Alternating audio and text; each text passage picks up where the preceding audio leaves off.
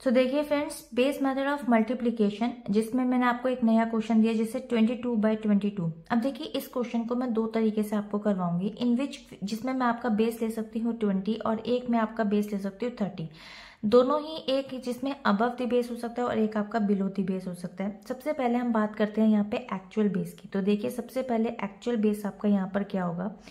Actual base की अगर हम बात करें तो यहाँ पर मैं लूंगी 10 और इसके जो वर्किंग बेस होगा वो मैं क्या बनाऊंगी, इसका वर्किंग बेस बना दूंगी 10 इंटू 20, 10 इंटू 2 विच इज 20। तो मैं यहाँ पर ले लेती हूँ 10 मल्टीप्लाई बाय 2 इक्वल्स टू 20।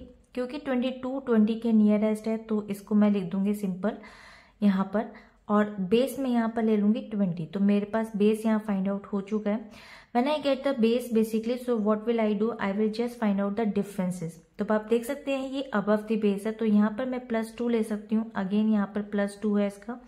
उसके बाद राइट हैंड साइड पर आप यहाँ पर कितने डैशेस को पुट करते हैं, तो it's totally depend on your actual base. जितनी आपकी यहाँ जीरोज होती है उतने ही यहाँ पर आप डैश को पुट करेंगे। So only 1 dash over here. So again the next step says you have to multiply the differences. So 2 2 हो जाएगा यहाँ पे 4 एंड देन आफ्टर आपको क्रॉस के अंदर यहाँ एडिशन करना है। सो 22 + 2 हो जाएगा आपका 24। It's very easy.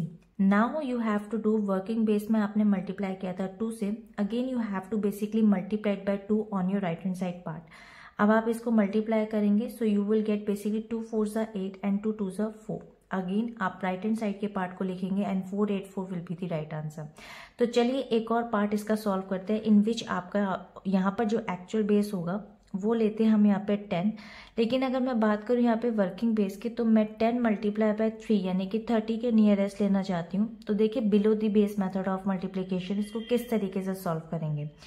It's very easy. सबसे पहले हम लिखेंगे यहाँ पे 22 multiply by 22 and in this case यहाँ पर मुझे बेस मिल चुका है 30।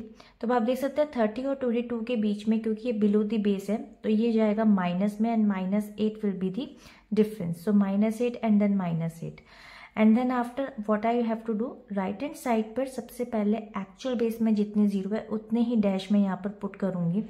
सो माइनस माइनस तो प्लस हो जाएगा एंड 8 को 8 से मल्टीप्लाई करने पर आएगा 64। तो 4 में यहाँ लिख दूंगी, 6 में यहाँ कैरी ओवर कर दूंगी क्योंकि 2 डिजिट में यहाँ नहीं लिख सकती हूँ। उसके बाद सबसे पहले 22 में से मैं 8 को यहाँ पर करूंगी माइनस। तो 22 में से जब मैं 8 को यहाँ पर माइनस करूंगी तो मेरे पास आंसर आ जाएगा यहाँ पर 14। सो 14 में यहाँ पर मैं लिख दूंगी 4 एंड देन 1, 14।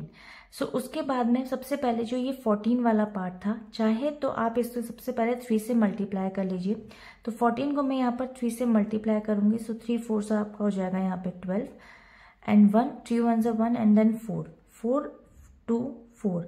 लेकिन ये जो 6 आपका कैरी ओवर था, then you have to add 6। यहाँ पर आप इस वाले पार्ट में 6 को ऐड करेंगे। सो देख सकते हैं आप यहाँ पे आ जाएगा 8 एंड देन 4। अब आप देख सकते हैं कि ये क्वेश्चन इम्पॉर्टेंट बहुत ज़्यादा है, क्योंकि समटाइम्स स्टूडेंट्स प्रॉब्लम क्या करते हैं। देखिए इसके अंदर जो कन्फ्यूजन आती है वो है कैरी ओवर की, यानी कि जो 6 आपका कैरी ओवर था, अगर आप इस 14 के अंदर पहले 6 को ऐड करते हैं तो आपको मल्टीप्लिकेशन उस टोटल नंबर से करना पड़ेगा, तो वो आपका आंसर रॉन्ग आएगा। यानी कि अगर आप 14 में 6 को मल्टीप्लाई करते तो आपका आंसर आ जाएगा यहाँ पे 22, और 22 को अगर आप 3 से मल्टीप्लाई करेंगे सो 3 2 6 एंड 3 2 6 यानी कि 66।